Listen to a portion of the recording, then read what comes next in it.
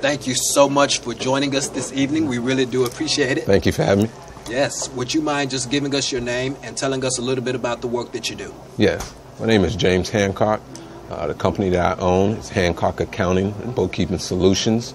And what we do is all around accounting services, from income taxes, payroll, and the income taxes individual, and also corporate, partnership, corporations, nonprofits. We also do nonprofit applications for the 501c3s. Okay. Basically, like I said, just all around accounting services, except for auditing. That is the only thing we do not do. Except for auditing, but everything else you all cover. Everything, yes, we cover. Awesome, awesome.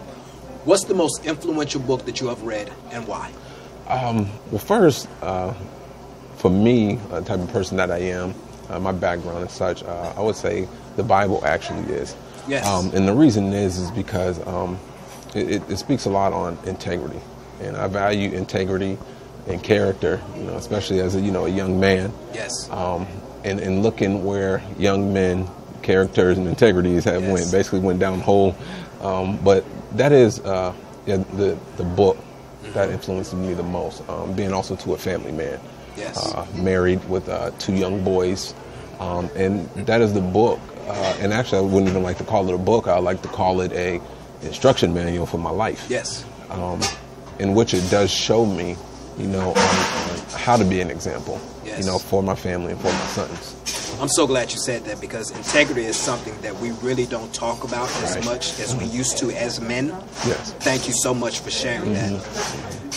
In reference to your hopes and dreams for the communities that we serve, what are those hopes and dreams, and how does the work that you do influence that?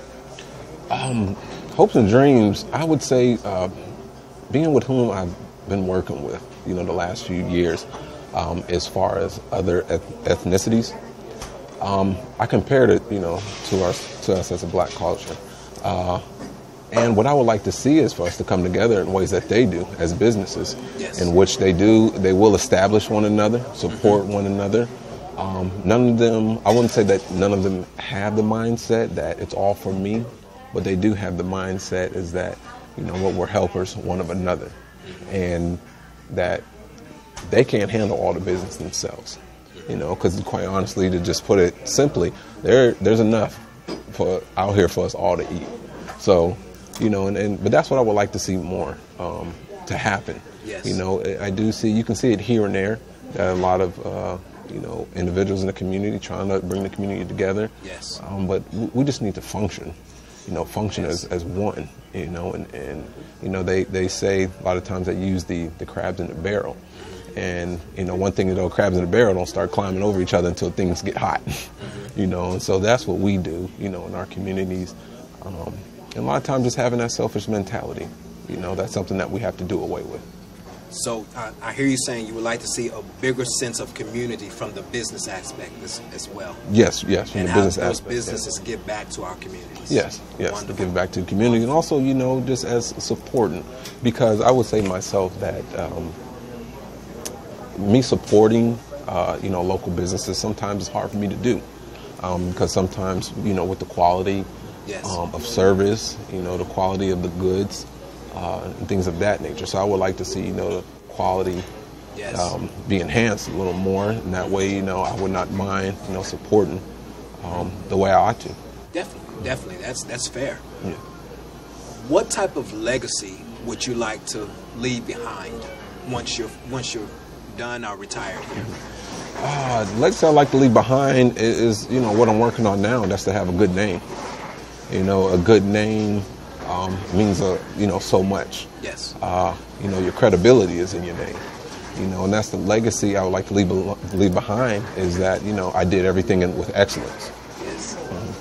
And I'm glad you said that, the legacy, because your name carries weight. Yes, it does. Even once you're gone. Yes. So thank you for sharing that.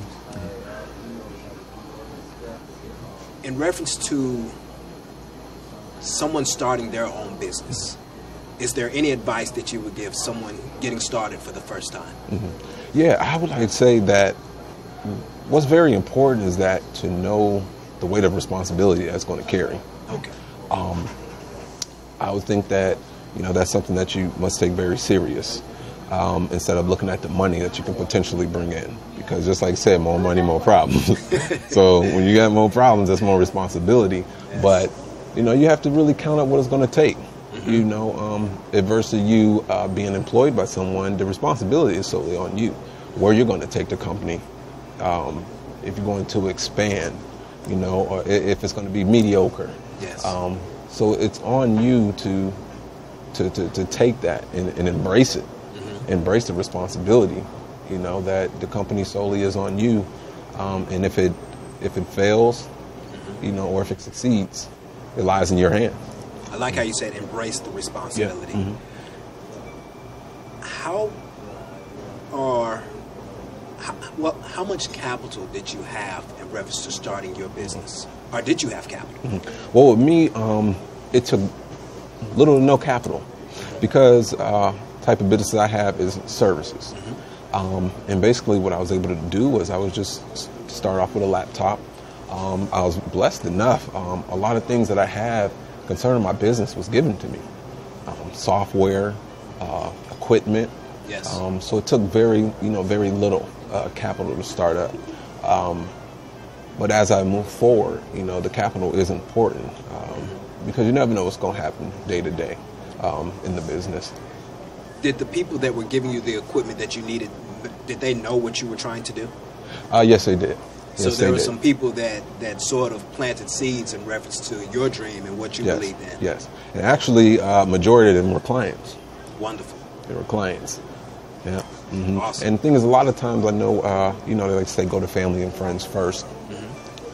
Sometimes it's hard to do that because a lot of times they don't look at you as that entrepreneur. They don't look at you as that business person. They still looking at you as little Junebug or, little JJ, whatever it may be, so yes. They don't see you as that the person that you see yourself as or others.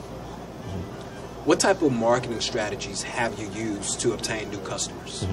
I would say that marketing and advertising hasn't worked for me. Okay. I haven't done much of it, but the few times that I've tried, little to no response. And going back to what we said earlier, as far as the legacy and having a good name, and that good name, that's where your credibility lies. That's marketing within itself. Yeah, and that's where all of my clients have came from. Yes. Just the word of mouth. And, that is the best tool that a business owner can have, for somebody to know that you're reputable. Yes. And that bottom line is that you will get the job done. Because people are looking for results. Yes. They're looking for solutions, especially in the field that I'm in. They're looking for, if they give you some paperwork, they give you a task, they look for you to complete it, especially if they paid you in advance to do it. And in this field, a lot of times, accountants aren't doing that. They'll get the money, and, maybe I'll get it done, depending on how large of a firm that it is. They may take their time on it, drag their feet on it, but I think it's important that no matter what size the company is, you should treat, each client equally. So the credibility of your work is huge in reference to marketing within itself and attracting new customers. Okay. How would you assess the current state of your business at this time? I would say that from where I look at it is that it's in a comfortable place. However, I don't want to be in a comfortable place. Because just getting comfortable, getting satisfied with just where I'm at. And therefore, I want to focus on growing. I want to focus on expanding. To know, living here in Pittsburgh, but I do have clients in other cities. Yes. I do have employees. I have employees in other cities. So I don't want to be comfortable. A lot of times the challenges that come, what causes me, to reach out more. So I would say right now, my status is I'm making it, but I want to do more than just make it. I'm able to provide for the family, but I want to do more than just provide. Thank you for sharing that. Would you mind saying a few words about the work of Bernard Alexander? Oh, yeah. Oh, man, I would say that met him a few years ago at an elevator pitch. One thing that stuck with me is a question that he asked me during the elevator pitch. Where do you see yourself in 5 years in the city of Pittsburgh? And I said, well, in 5 years, I said, I plan to be well known for what I do. Yes. It probably took a while before I went to another one of his events. But actually, Bernard, he's my client. Yes. But I would say, man, the thing that he's done has helped me. It's helped me a whole lot as far as connecting with, with other entrepreneurs. Man, he recommends, he prefers, people to you. Yes. And I would say what he's doing is outstanding. Because like I said, he's bringing people together. Yes. Bringing people together, and a lot of times he's doing it just at no charge. But just to see, the community come together, yes. to see business owners come together, and where our change is going to come. Yes. So, what he's doing a good job. Wishing the best.